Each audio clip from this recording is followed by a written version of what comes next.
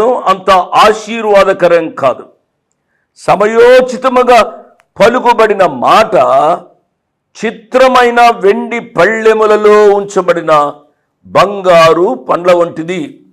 నేను ఈ చిత్రమైన వెండి పళ్ళెములో ఉంచబడిన బంగారు పండ్ల వంటిది అనే మాటను చాలా ఆలోచించాను. బంగారు పండులా ఏముంటుంది అంటే బంగారాన్ని పండులా చేస్తారా, లేక బంగారు వర్ణము కలిగిన పండు ఏదైనా ఉంటుందా అని ఆలోచిస్తే బంగారు వర్ణము కలిగిన పండుల పాలస్తీనా దేశంలో నారింజ పండు అనండి, లేక కమలా పండు అని అన్నవండి. దగ్గరగా నా ఉద్దేశం కమలా పండు బంగారు వర్ణము కలిగినదిగా ఉంటుంది. ఈ కమలా పళ్ళు పాలస్తీనా దేశంలో